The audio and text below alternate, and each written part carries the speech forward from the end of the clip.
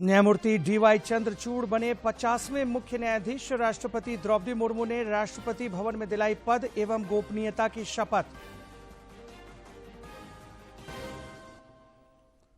मतदाता सूची विशेष संक्षिप्त पुनरीक्षण कार्यक्रम आज से शुरू। मतदाताओं को जागरूक करने के लिए साइकिल रैली और वॉकथॉन का आयोजन।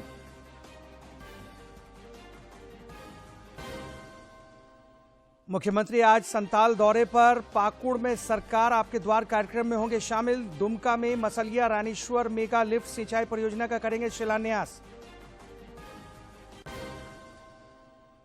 और शिक्षा मंत्री जगन्नाथ महतो ने गिरिडीह जिले के डुमरी में हर घर नल जल योजना के तहत बनने वाली जनमीनार का किया शिलान्यास।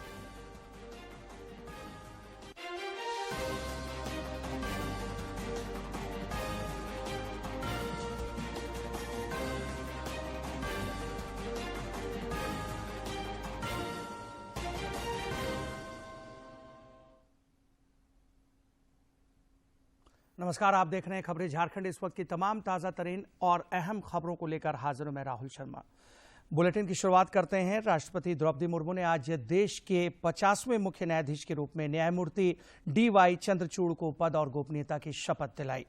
राष्ट्रपति भवन में आयोजित शपथ ग्रहण समारोह में उपराष्ट्रपति जगदीप धनखड़, रक्षा मंत्री राजनाथ सिंह, लोकसभा अध्यक्ष ओम बिरला और केंद्रीय मंत्री निर्मला सीतारमण समेत कई गणमान्य लोग मौजूद थे।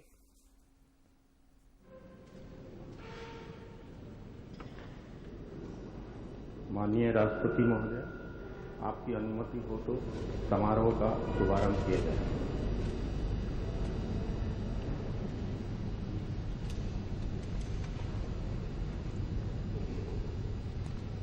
भारत के मुख्य न्यायमूर्ति doctor Dhananjay Yashwant Chandrachud.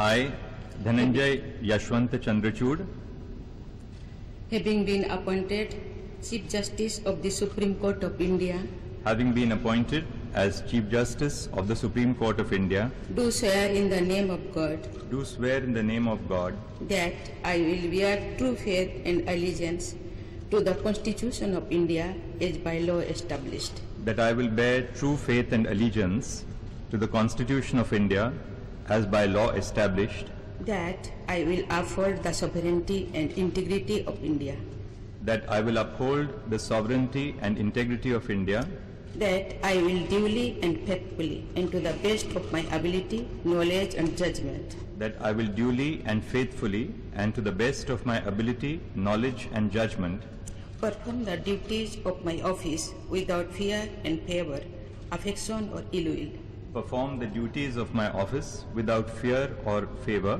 affection or ill will, and that I will uphold the Constitution and the laws. and that I will uphold the Constitution and the laws.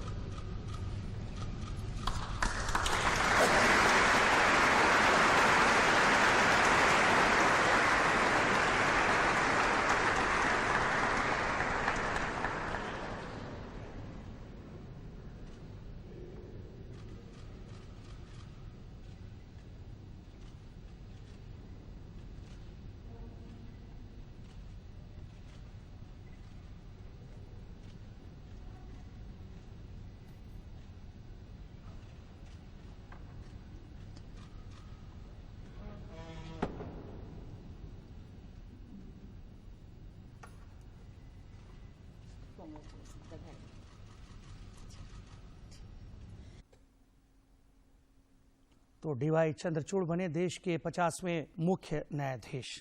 बढ़ते आगे, केंद्रीय सूचना आयोग का नई दिल्ली में 15वां वार्षिक सम्मेलन आयोजित किया जा रहा है। सम्मेलन को संबोधित करते हुए लोकसभा अध्यक्ष ओम बिरला ने सूचना अधिकार के प्रभावी क्रियान्वयन पर जोर दिया।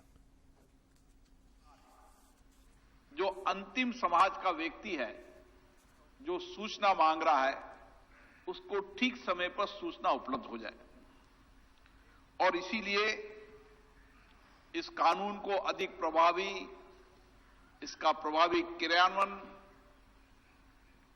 करने के बारे में आज 3 विषयों पर आप व्यापक चर्चा करेंगे, संवाद करेंगे और उसके साथ साथ नागरिकों को अधिक सशक्त करते हुए उसको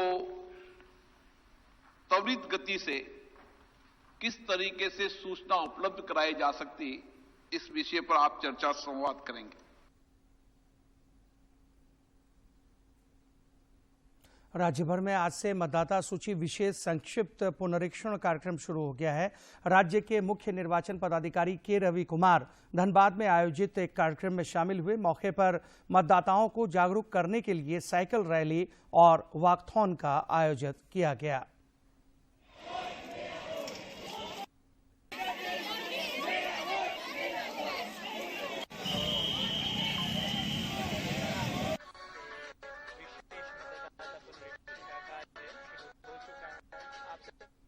इधर राजधानी रांची में भी मतदाता सूची विशेष संक्षिप्त पुनरीक्षण के तहत मोराबादी स्थित बापू वाटिका से साइकिल रैली और वॉकथॉन को रवाना किया गया। मौके पर पद्मश्री मुकुंद नायक, संयुक्त मुख्य निर्वाचन पदाधिकारी सह संयुक्त सचिव गायत्री कुमारी और उपायुक्त राहुल कुमार सिन्हा समेत कई वरिष्ठ अधिकारी मौजूद थे।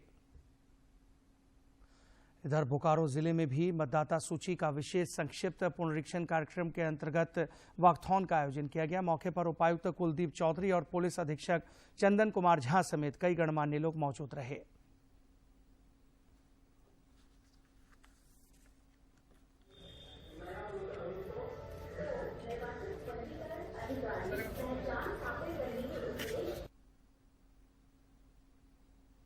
पश्चिमी सिंहभूम के जिला मुख्यालय चाईबासा में भी मतदाता सूची विशेष संक्षिप्त पुनरीक्षण कार्यक्रम को लेकर रैली का आयोजन किया गया। इस मौके पर उपायुक्त समेत कई गणमान्य लोग मौजूद थे।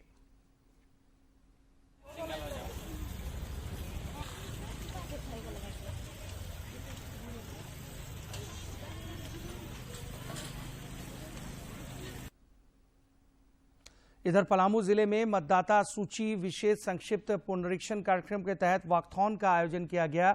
मौके पर जिला निर्वाचन पदाधिकारी सह उपायुक्त ए दोड्डे ने वॉकथॉन को हरी झंडी दिखाकर रवाना किया।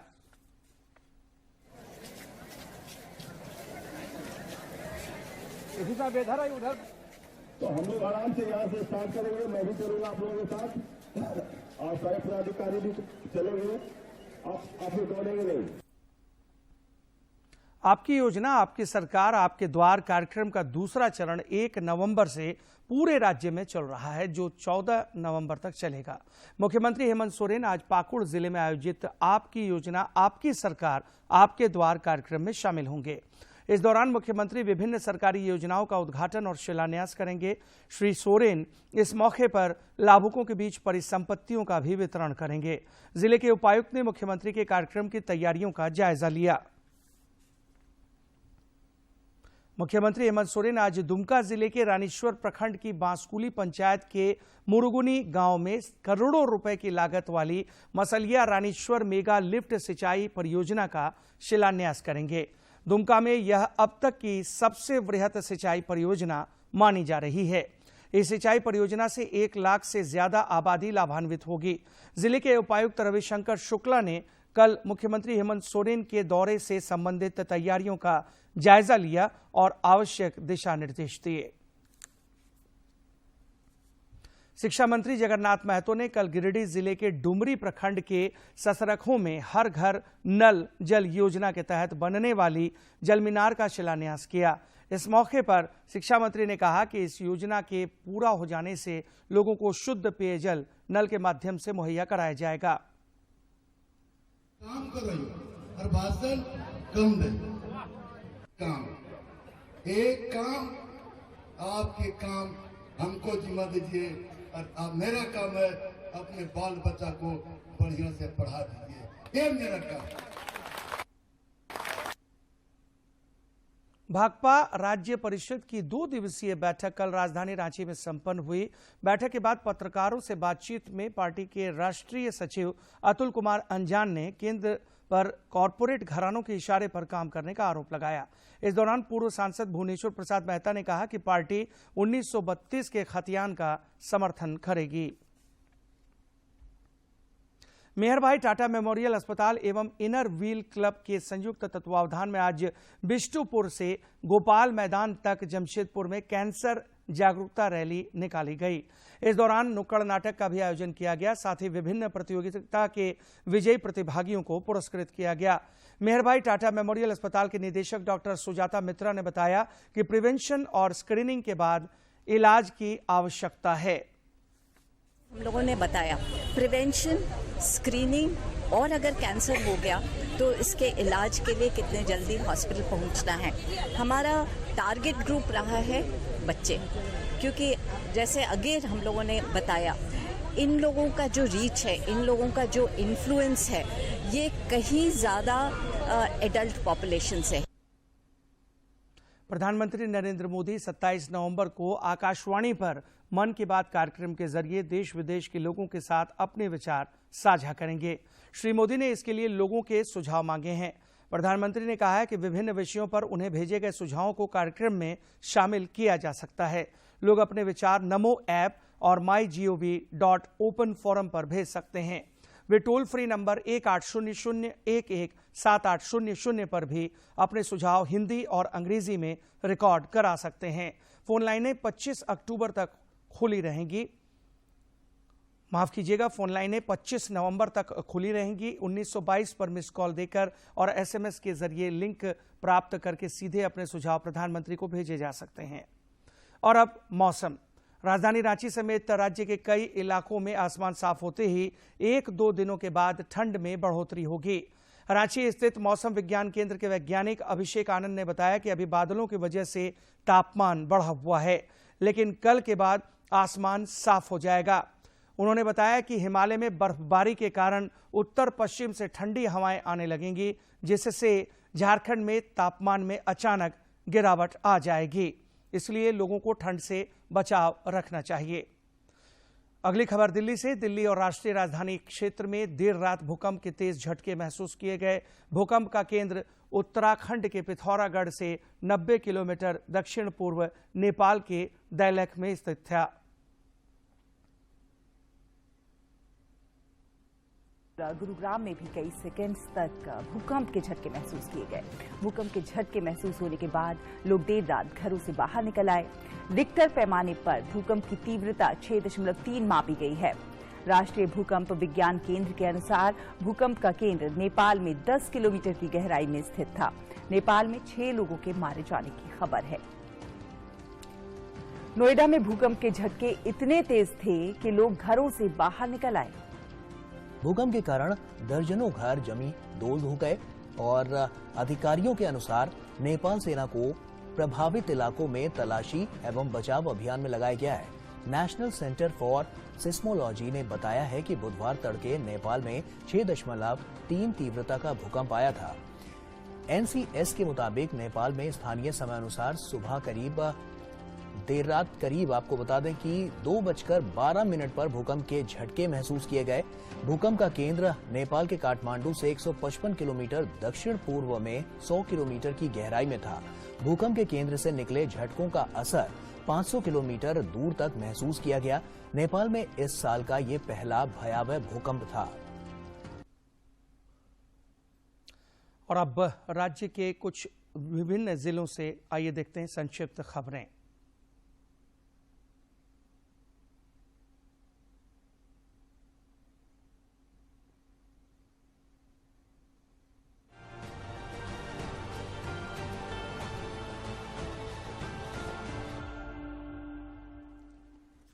रांची के सांसद संजय सेठ ने सांसदों से वार्ड नंबर 33 के तहत आनंद नगर में 51 लाख की लागत से नाली निर्माण कार्य का शिलान्यास किया, जबकि वार्ड नंबर 31 सरोवर नगर में 15 लाख की लागत से PCC पद सुधार कार्य का शिलान्यास किया गया।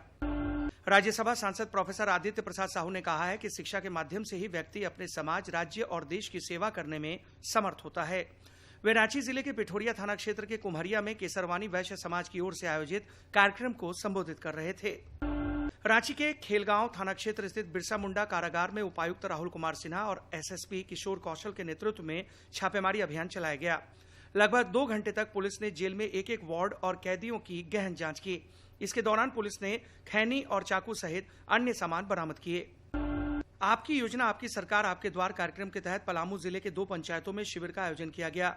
उपायुक्त ए दोड्डे ने पांकी के लोहरसी पंचायत में आयोजित शिविर में प्रधानमंत्री उज्ज्वला योजना के तहत 7 लाभुकों को गैस सिलेंडर और चूल्हा प्रदान किया। इसके अलावा लाभुकों के बीच परिसंपत्तियों का वितरण किया गया। एनटीपीसी के स्थापना दिवस पर सेंट माइकल ब्लाइंड स्कूल की लड़कियों के बीच सैनिटरी पैड का वितरण किया गया। सीएसआर पहल के तहत सेंट माइकल ब्लाइंड स्कूल की लड़कियों के बीच बेहतर स्वच्छता और सुविधा के लिए वेंडिंग मशीन और मास्क भी वितरित किए गए।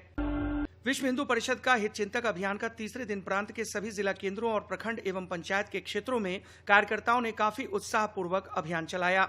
मौके पर प्रांत मंत्री डॉक्टर वीरेंद्र साहू ने कहा कि विहिप का हित चिंतक अभियान धन संग्रह नहीं, जन संग्रह का अभियान है। बोकारो स्टील प्लांट के अंदर ऑक्सीजन प्लांट के पास निर्माणाधीन पिलर के गिर जाने से एक मजदूर की मौत हो गई। ऑक्सीजन प्लांट में सिमंस ठेका कंपनी को निर्माण का काम मिला है। सिमंस कंपनी ने यह काम अपने पेटी ठेका कंपनी आरके ब्रदर कोड़े के जरिए कराना शुरू कर दिया है। कोडरमा जिले में मोबाइल दुकान से लाखों की चोरी के मामले में पुलिस ने 6 लोगों को गिरफ्तार किया है। बरियाडीह चौक स्थित एक मोबाइल दुकान का ग्रिल और दरवाजे का ताला तोड़कर 25 अक्टूबर को लाखों के सामान के साथ 1.5 दर्जन से ज्यादा मोबाइल फोन चोरी हो गए थे। पलामू जिले में स्थित कोयलपुर का नाम पूरनचंद की 97वीं जयंती पर पूरनचंद सेतु कर दिया गया। मौके पर महापौर अरुणा शंकर ने कहा कि निगम बोर्ड से नामकरण पारित कराते हुए नामकरण किया गया है।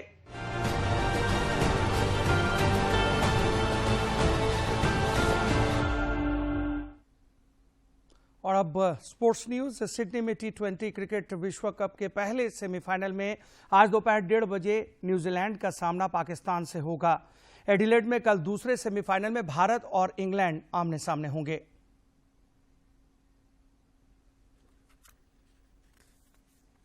T20 विश्व कप 2022 का पहला सेमीफाइनल मुकाबला आज न्यूजीलैंड और पाकिस्तान के बीच खेला जाएगा। ये मैच दोपहर 1:30 पर शुरू होगा। इस बार न्यूजीलैंड की टीम शानदार फॉर्म में है। न्यूजीलैंड की टीम ग्रुप 1 में शीर्ष पर रही थी। इस टूर्नामेंट में उनकी बल्लेबाजी और गेंदबाजी पाकिस्तान की अपेक्षा ज्यादा संतुलित रही है। वहीं अब तक खेले गए मुकाबलों में पाकिस्तान को काफी उतार चढ़ाव का सामना करना पड़ा है।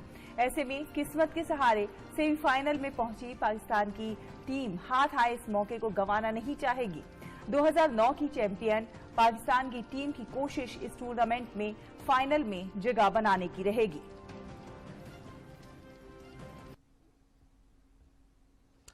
और आइए हेरिटेज वॉक के अंतर्गत आज के सेगमेंट में हम आपको सैर कराते हैं गोमती नदी के किनारे बसे शहर, नवाबों के शहर लखनऊ का।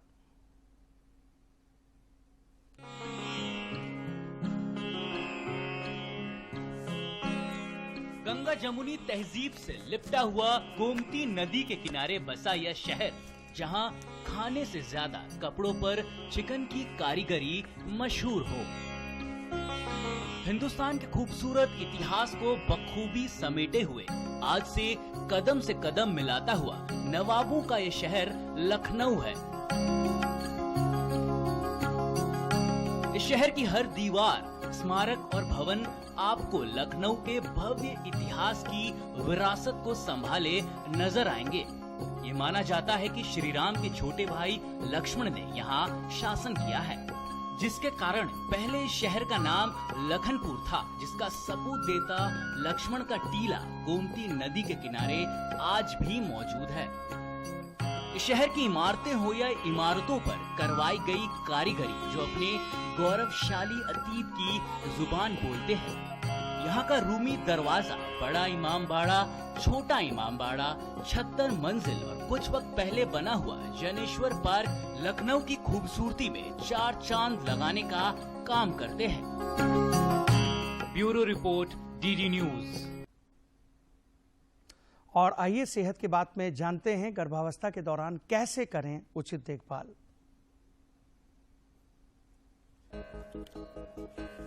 महिलाओं के स्वास्थ्य के लिए कई खतरे रहते हैं। महिलाओं को जीवन की अलग अलग अवस्था में कई तरह की स्वास्थ्य चुनौतियों का सामना करना पड़ता है। किशोरियों में ज्यादा प्रॉब्लम है ग्रोथ एंड डेवलपमेंट की। और ग्रोथ एंड डेवलपमेंट एक तो उनका शारीरिक विकास, मानसिक विकास और साथ में महीने की शुरुआत, जिसको कि हम मेंस्ट्रुअल पीरियड बोलते हैं, उसकी शुरुआत होती है। तो ये जरूरी है कि उनको करेक्ट नॉलेज यानी कि जागरूकता जरूर होनी चाहिए, जिससे कि उनको पता हो कि मेरे को क्या हो रहा है, मेरे शरीर में क्या क्या चेंजेस आ रहे हैं। किसी भी किशोरी की शादी जो है 18 साल से पहले ना हो। और उसके बाद में उसको जागरूकता होनी चाहिए कि विवाह के बाद में मुझे तुरंत ही बच्चा नहीं करना, कम से कम 2 साल का गैप होना चाहिए। और उसके लिए वो डॉक्टरी सलाह जरूर लें, जो कॉन्ट्रासेप्टिव मेथड्स हैं उनके उपाय के लिए। और साथ साथ प्रेगनेंसी अगर होती है तो उसकी जांच होना कम से कम 4 बार हर एक प्रेग्नेंट वुमेन को अपनी जांच जरूर करानी चाहिए, जिसके दौरान उनकी पूरी जांच की जाती है, उनकी भी, और अल्ट्रासाउंड के द्वारा बच्चे की भी जांच की जाती है। और ये जरूरी आवश्यक है कि हर एक महिला का जो वो अस्पताल में ही बच्चे को जन्म दे, ताकि माँ और बच्चा दोनों स्वस्थ रहें। हर महिला के लिए आवश्यक है कि सेहत के प्रति सजग रहे और बीमारियों से बचाव के लिए अपने स्वास्थ्य की विशेष देखभाल करे। अनीमिया तो कंटिन्यूअसली हमें वॉच करना है। अगर महिला सुस्त है, काम नहीं कर पाती ठीक से, तो बहुत जरूरी है कि हम अनीमिया की देखभाल और उसकी जांच और उसका इलाज जरूर होना चाहिए। जैसे जैसे उम्र बढ़ती जाती है तो बहुत सारे चेंजेस बॉडी में आते हैं। मीनोपॉज यानी कि मासिक धर्म जो है वो बंद हो जाता है, और इसके साथ कुछ और समस्याएं हैं, जैसे कि कैंसर की जांच होना, वो या मानसिक रोग हैं, वो अकेलापन का शिकार हो सकती है। किसी भी असामान्य लक्षण को नजरअंदाज न झारखंड करें में योग और से जुड़ी नियमित एक समय अच्छी पर खबर है। स्वास्थ्य जांच करवाते रहें। साथ ही एक सक्रिय जीवन शैली अपनाकर बीमारियों के खतरे को कम किया जा सकता है और महिलाओं के लिए पूर्ण स्वास्थ्य सुनिश्चित किया जा सकता है। किरण भारद्वाज, डीडी न्यूज। बढ़ते हैं अगली खबर की तरफ। झारखंड में योग से जुड़ी एक अच्छी खबर है। रांची की एक बेटी ने योग में पीएचडी किया है और उन्हें लोकसभा अध्यक्ष ओम बिरला ने डॉक्टरेट की उपाधि से सम्मानित किया है। योग की जब चर्चा होती है तब रांची अरगोड़ा की रहने वाली अर्चना कुमारी का नाम खुद ब खुद सामने आ जाता है। अर्चना कुमारी ने हाल ही में एक और उपलब्धि हासिल की है। उत्तराखंड स्थित देव संस्कृति विश्वविद्यालय से इन्होंने पीएचडी की है और लोकसभा अध्यक्ष ओम बिरला ने एक कार्यक्रम में डॉक्टरेट की उपाधि प्रदान की है। जब हमने योग की पढ़ाई स्टार्ट की थी तो हमें ये पता नहीं था कि हमारा फ्यूचर क्या होगा, लेकिन मोदी जी ने जैसे ही 2015 में अंतर्राष्ट्रीय योग दिवस का जो एक अनाउंसमेंट हुआ, उसके बाद से काफ़ी चीज़ें लाइन अप होते चली गई। योग तो पहले से भी वेलनेस में रहा है। जितने भी आपके एवरी डिपार्टमेंट में जो वेलनेस का जो एक पार्ट है उसमें योग है, लेकिन ये इम्प्लीमेंट कभी नहीं हो पाया। लेकिन सरकार के आने के बाद जैसे ही अंतर्राष्ट्रीय योग दिवस हुआ, वैसे धीरे धीरे चीज़ें एकदम से लाइन अप हो गई और जितने भी सरकारी क्षेत्र हैं, जितने भी सरकार के जो डिपार्टमेंट हैं, सब में वेलनेस में आज सबसे फ्रंट लाइन में योग है। अर्चना कुमारी मानती हैं कि प्रधानमंत्री नरेंद्र मोदी का अब तक का कार्यकाल योग समेत अन्य विषयों के लिए स्वर्णिम समय रहा है। पिछले कई वर्षों से योग की दुनिया से जुड़ी अर्चना कुमारी इस बात के लिए प्रधानमंत्री नरेंद्र मोदी को धन्यवाद देती हैं कि इनके प्रयास से देश और दुनिया में योग को अंतर्राष्ट्रीय पहचान मिली। मैंने देखा है कि जितनी अवेयरनेस लोगों में पहले नहीं थी, अब जो बढ़ रही है, इसका सबसे बड़ा श्रेय हमारे मोदी जी को जाता है, हमारे सरकार को जाता है। अगर इसमें और अच्छे से सब कोई मिल के काम करे तो मुझे लगता है कि इन फ्यूचर योग का जो हमारी भारतीय संस्कृति का एक हिस्सा है वो फिर से जागृत हो पाएगी। अर्चना कुमारी नियमित रूप से योग करती हैं और दूसरों को सिखाती हैं। अर्चना को करीब से जानने वाले लोग भी उनकी उपलब्धि पर काफी हर्षित नजर आ रहे हैं। और सबसे योग का अहम चीज हिस्सा ये है कि इसमें ना केवल आप फिजिकली सही रहते हैं, मानसिक और स्पिरिचुअल रूप में भी इसमें आप बहुत ज़्यादा एनहांस होते हैं और एक अलग इसका अनुभव होता है जो इसके प्रैक्टिशनर रहते हैं। इसलिए आग्रह रहेगा सभी से कि योग में के फील्ड में आइए और रोज करिए, रोजाना कीजिए और दवाइयों से दूर रहिए। योग के क्षेत्र में अर्चना कुमारी के नाम से कई उपलब्धियां जुड़ी हुई हैं। राज्य सरकार के कई विभागों में वे नियमित रूप से प्रशिक्षक की भूमिका तो निभाती ही हैं। योग से जुड़ी उन पुस्तकों की भी उन्होंने रचना की है। रांची से कर्मवीर की रिपोर्ट। आवश्यक संसाधनों की मौजूदगी और तौर तरीकों में थोड़ा बदलाव करने से सरकारी विद्यालयों की तस्वीर ही बदल गई है। यह कमाल हुआ है रांची को आकांक्षी जिला में शामिल किए जाने के बाद। रांची के रातूराज मध्य विद्यालय की छात्रा स्नेहा उरांव को स्कूल जाना पहले बोझिल सा लगता था। उसकी सहपाठी स्नेहा और खुदप्रीत के लिए भी कभी पढ़ाई किसी सजा से कम नहीं थी, लेकिन अब हालात बदल गए हैं। अब न सिर्फ इनका पढ़ाई में दिल लगता है, बल्कि अब इन्हें स्कूल पहुंचने की जल्दी रहती है। यह जादू हुआ है रांची को आकांक्षी जिलों में शामिल किए जाने के बाद। अब विद्यालय की पढ़ाई केवल किताबें, कॉपियां या ब्लैक बोर्ड के भरोसे नहीं है। अब इस विद्यालय में बड़ी स्क्रीन वाला स्मार्ट टीवी लग गया है, जिससे बच्चे न सिर्फ विषयों को सरलता से समझते हैं, बल्कि अब पढ़ाई उनके लिए बच्चों का खेल हो गया है। हम लोग उसमें टीवी वगैरह लगा हुआ है, बहुत कुछ सुविधा है, अच्छा लगता है पढ़ने में, बहुत कुछ व्यवस्था हो गया, टीवी लग गया है। विद्यालय के शिक्षक रामकृष्ण प्रसाद साहू बताते हैं कि स्मार्ट टीवी लग जाने से बच्चों को विषय जल्दी समझ में तो आ ही जाता है, समय समय पर उनका मूल्यांकन भी हो पाता है, जिससे बच्चों में स्पर्धा की भावना का भी विकास हो रहा है। हम वीडियो के माध्यम से दिखाते हैं, उसके बाद उससे रिलेटेड क्वेश्चन सब हम लोग क्वेश्चन आंसर तैयार करवाते हैं, तो बच्चे जो होते हैं बहुत अच्छा से उसको समझ के जवाब देते हैं। तो इस आधार से देखा जाए कि बच्चा का जो लर्निंग लेवल है बहुत ही अच्छा इसमें हो रहा है। विद्यालय के प्राचार्य संजय झा कहते हैं कि जैसे जैसे विद्यालय की क्षमता का विकास हो रहा है, तो अभिभावक भी प्रभावित हो रहे हैं। ड्रॉप आउट तो काफी कम हुआ ही है, बच्चों के प्रवेश का आंकड़ा भी उत्तरोत्तर बढ़ रहा है। रांची जिला को आकांक्षी जिला में शामिल करने के पश्चात सरकारी विद्यालयों में बहुत से संसाधनों की बढ़ोतरी की गई है, जिसके तहत हमारे विद्यालय में 2 स्मार्ट क्लास मिला है। स्मार्ट क्लास में जब से आया है तब से बच्चों में उसके प्रति देखने के प्रति जागरूकता ज़्यादा है। उससे है कि बच्चों की उत्तरोत्तर संख्या में वृद्धि हो रही है, नामांकन में वृद्धि हुई है और उपस्थिति में भी इसमें काफ़ी अंतर आया है। शिक्षा किसी भी समाज की रीढ़ होती है और इसके बिना समाज के विकास की कल्पना भी नहीं की जा सकती। केंद्र सरकार के प्रयासों से अब नई पीढ़ी का समग्र और सर्वांगीण विकास तो हो ही रहा है, शिक्षा के परिवेश में नवीनता आ रही है। रांची से अवधेश गौतम की रिपोर्ट। और इस बुलेटिन में मेरे साथ फिलहाल इतना ही। दीजिए इजाजत, लेकिन चलते चलते एक नजर अब तक की सुर्खियों पर।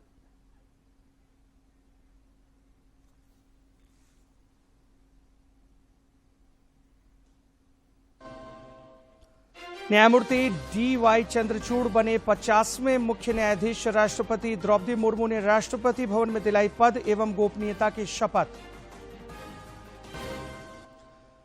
मतदाता सूची विशेष संक्षिप्त पुनरीक्षण कार्यक्रम आज से शुरू। मतदाताओं को जागरूक करने के लिए साइकिल रैली और वॉकथॉन का आयोजन।